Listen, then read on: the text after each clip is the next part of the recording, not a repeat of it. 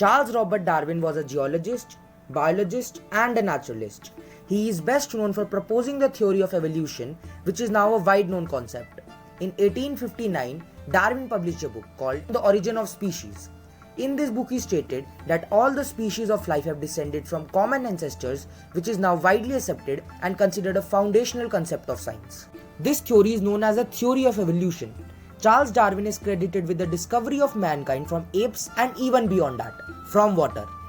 But are we missing something? Yes, we are. If you have read about Hinduism and its teaching in detail, you must be well aware of a very similar theory. Many Hindu texts like the Bhagavad Gita, Bhagavad Puran, Vayu Puran, and many more Puranic texts mention the Dashavatar, literally meaning the 10 descents. Vishnu, the god of preservation and light, has taken many avatars or incarnations on earth, and 10 major of them are called the Dashavatar. Today, we are gonna discuss the concept of evolution in Hinduism in detail, so let's start, because this one is gonna be long.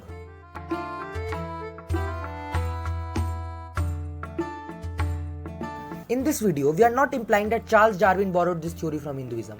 We are just stating the similarity between the theory of evolution and the pre-existing concept of Dashavatar in Hinduism.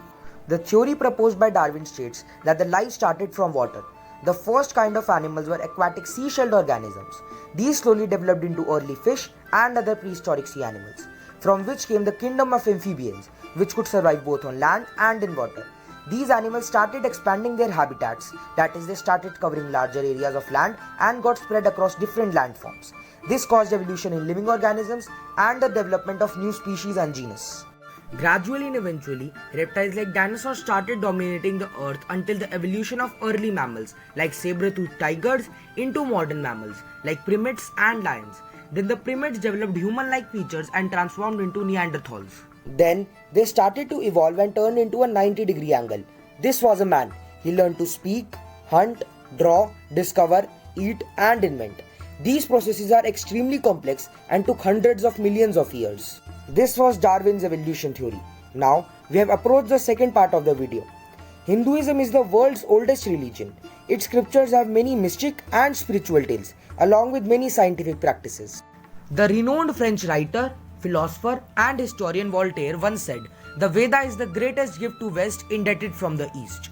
In the Bhagavad Puran, there is a detailed account which talks about the various avatars of Vishnu, the god of preservation and light. He is the second member of the Holy Trinity, along with Lord Brahma, the god of creation and knowledge, and Lord Shiva, the god of destruction and transformation. Lord Vishnu is known as the preserver of Dharma and is regarded by many as the supreme deity. Now, let us compare his avatars with the theory of evolution. Vishnu has taken 24 avatars in total on earth, out of which 10 are considered the most important. These are Matsya the fish, who can change his size considerably within hours, Kurma the turtle, who can apparently lift an entire mountain on his shell, Vara the boar, who being one step ahead than Lord Kurma, can lift the entire earth on his tusk, Narsimha, the humanoid lion which has scary looking claws that can tear you apart within a second, Vamna the dwarf, who can send you down in the realm of Asuras with a touch of his foot, just saying, Parshuram the axe-wielding warrior who has a temper, may he not hurt us, Rama the perfect archer and king who has a cool monkey sidekick, Krishna the divine statesman who happens to be my personal favorite, Kalki the apocalyptic horseman yet to appear. These avatars are known as the Dashavatar. This is mentioned in the Bhagavad Puran along with the Vayu Puran. Now, if you carefully read both Darwin's theory of evolution and about the Dashavatar, we can interpret mind-blowing conclusions which may completely change the way people think about Hinduism. If we are to believe for a minute that these avatars really did exist, can we openly believe that the first avatar had a fish-like face? Can we believe the Vara had a boar-like face? We would never know.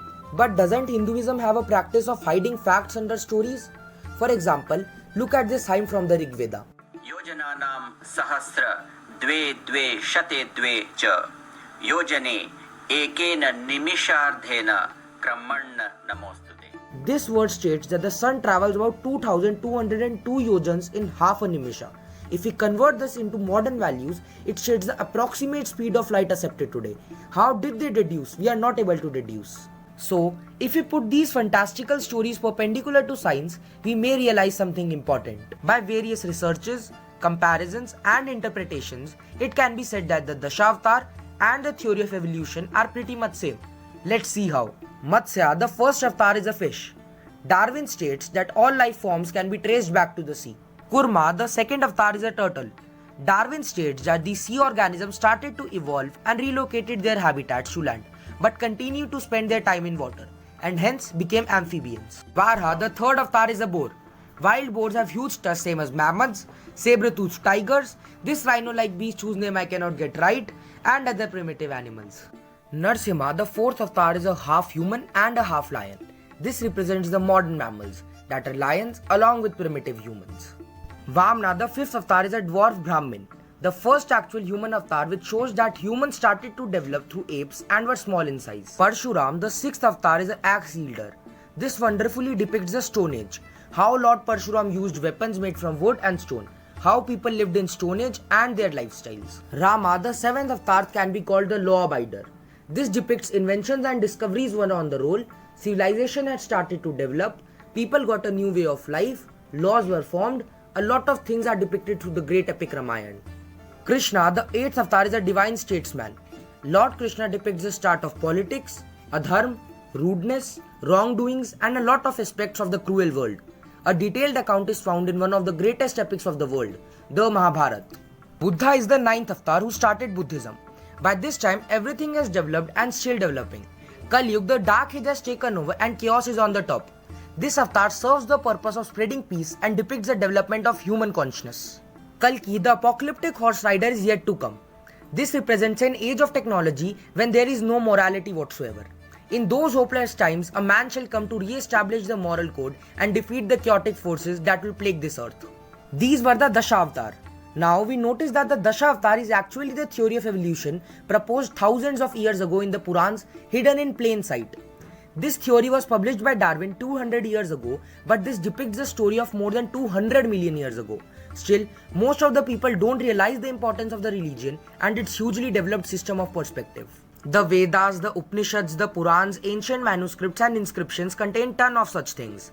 The upcoming videos are going to be all about Dashavatara, their stories, their teachings, their texts, and more information about Lord Vishnu and his avatars. So stay tuned. Thanks for watching. If you thought that this video was informative, then share it to as many people as possible. If you want to stick around for more such videos, then don't forget to subscribe our channel down below. And if you appreciate our effort, then click the like button.